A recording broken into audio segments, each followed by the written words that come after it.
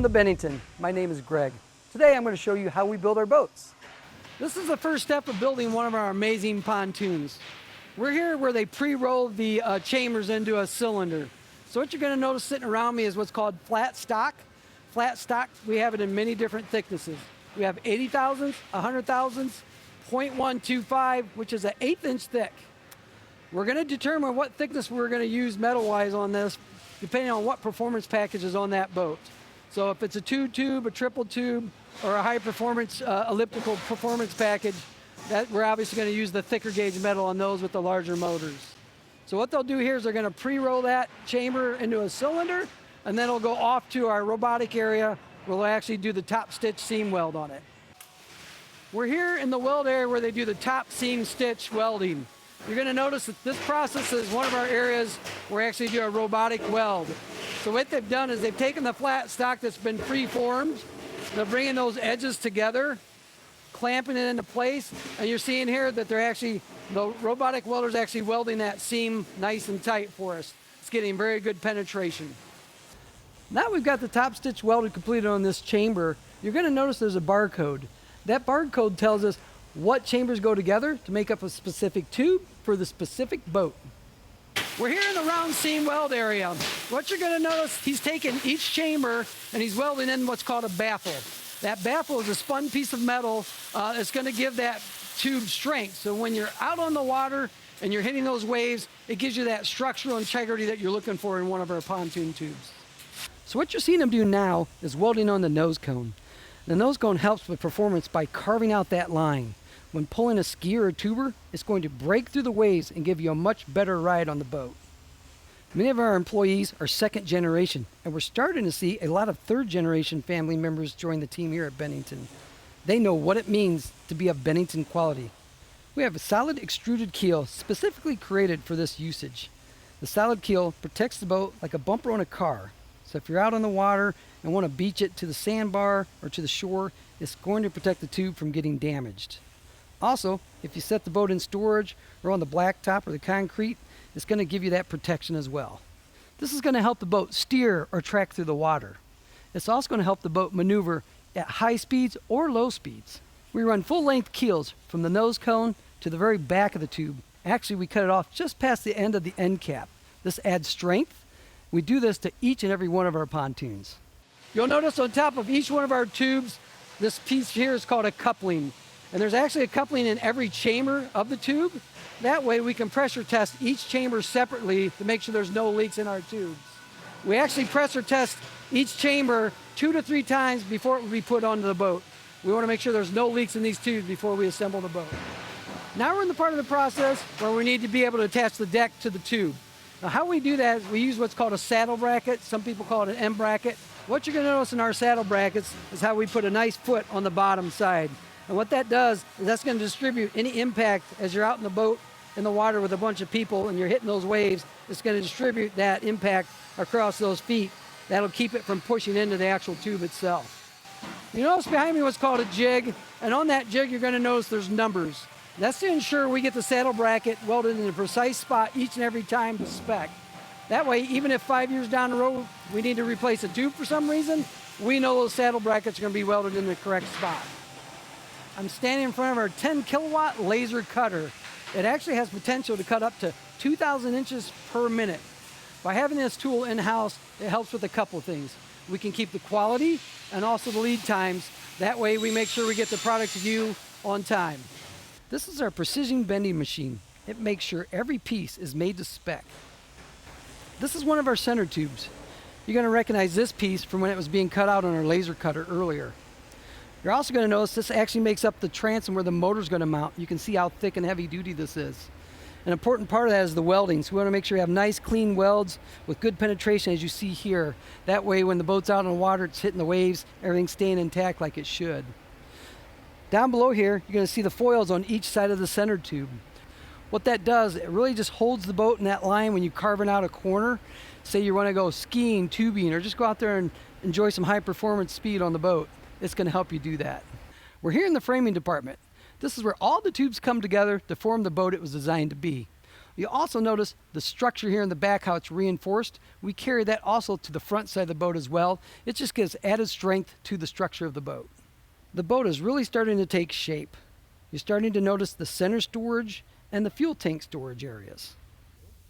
You'll notice anytime we have a cross member that doesn't go all the way to the other side of the frame, what we'll do is we'll use a thicker gauge of metal in that area to reinforce and give added strength to the structure. In fact, in this case here, you're going to notice 2 C-channel extruded beams going across the boat, but they're actually back to back. When we do that, we'll put this foam gasket tape between them, A, to keep the water from getting in there, and B, to keep vibration down so you don't hear that out on the water. You'll also notice we use all 3/8 stainless steel bolts on all of our framework. We want to make sure this thing's going to hold up and last for as long as you own the boat. That's why we can give you that lifetime warranty on all of our structures. Here we have one of our Bowrider pontoons. This is exclusive to Bennington. One of the first things you're going to notice is the pocket towards the front of the boat. It's designed for the people sitting up front to put their feet down in the center tube. By doing so, it's going to lower their center of gravity and they'll have a much smoother ride out on the water. Also, this boat will be very maneuverable like a speedboat, but with the outer pontoons, it gives you the stability you expect out of one of our Bennington pontoons. Just as we reinforce the stern of the boat, we also carry that up to the bow of the boat. This way, let's say you're coming in the dock and you bump it, you're not going to have to worry about hurting the structure or the frame of the boat. We're going to head over to decking next. One of the first steps in this area we want to do is make sure we put the gasket tape across the full length of the cross member. By doing this, this helps keep water from getting between the wood and the aluminum, but it also gives us that really quiet ride you're looking for. We use all 3/4 inch 7-ply womanized pressure treated wood. We find that gives the boat a much quieter ride. Also, the holding power with the wood around the boat, it just sustains much better.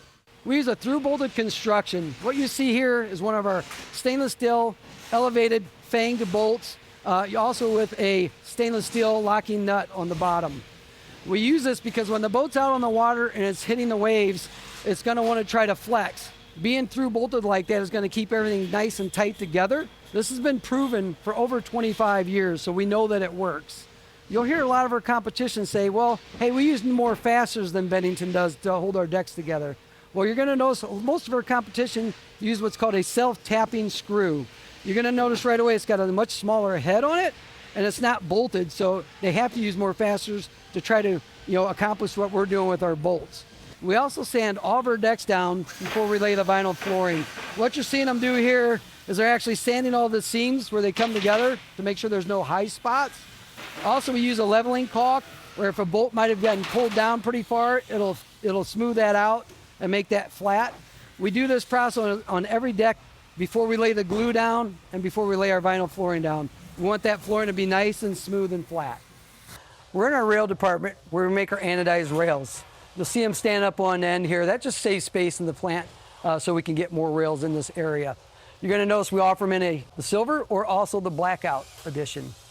We also manufacture our own gates, as you see behind me, but actually we've added robotics to that, just to give it that clean edge so the gate's really sleek looking. So on the bottom of every rail we make, we put the print number, the production number, and the build date. Before we put the panel into the rail, we always put our foam gasket tape down. That barrier makes the boat very quiet out in the water, so you don't hear that snare drum rattle noise that you do on some of the competition. Since this boat doesn't have the furniture in it, it's a great way to take a look at the way we raise our rails. You'll see a shim here underneath the rail, raising it up. So this allows water to flow off the deck, but also allows air to go underneath that rail and dry things out. Speaking of furniture, our furniture has 5 foam densities. That is for more comfort out on the lake all day, and also it makes it more durable. Here at Bennington, quality is built right into the process, from start to finish. Anybody on the line can point out a flaw at any time and get it marked so we can get it taken care of. Part of our final inspection is where we take production pictures of the boat. We take it all the way around the boat and inside the boat. This helps us capture how the boat looked right before it went out. We're here in the Wavetamer area, one of the final steps before the boat is actually completed. But it's also very important. So what they're going to be doing is they're actually installing aluminum on the inside of the tubes and also actually between the tubes on the bottom of the cross members. So when the boat's out in the water and the water's flowing between the tubes like it's supposed to, it just makes so there's no resistance, so you won't feel any tugging sensation on the bottom of the boat. So it's kind of like an aircraft wing on a plane. It's just going to be very smooth and allows the water to just flow right through there. We do this on all of our triple pontoons, and then also some people will elect to even do this on a 2 pontoon application if the lake's very choppy and has a lot of waves.